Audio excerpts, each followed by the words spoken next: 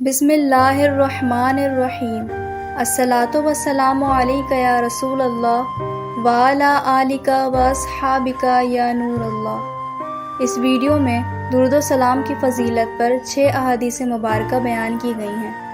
Video کو like ضرور کریں، چینل کو سبسکرائب کر دیں اور ویڈیو کو اینڈ تک ضرور دیکھیے گا۔ چلیے ویڈیو شروع کرتے ہیں۔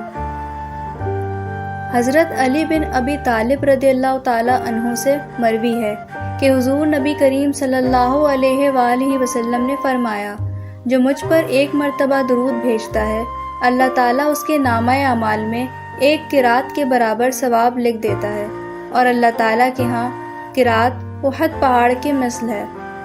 سبحان اللہ۔ حضرت ابو دردہ رضی اللہ تعالی عنہ سے مروی ہے کہ حضور نبی کریم صلی اللہ علیہ وآلہ وسلم نے فرمایا، جو شخص صبح کے وقت اور شام کے وقت مجھ پر 10 دفعہ درود بھیجے گا، اسے قیامت کے روز میری شفاعت نصیب ہوگی۔ سبحان اللہ۔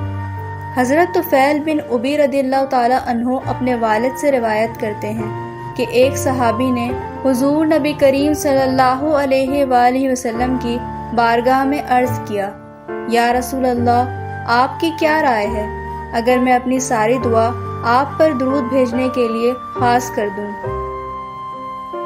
تو آپ صلی اللہ علیہ وآلہ وسلم نے فرمایا، پھر تو اللہ تعالیٰ تمہارے دنیا و آخرت سے متعلق تمام امور کے لیے کافی ہو جائے گا۔ سبحان اللہ۔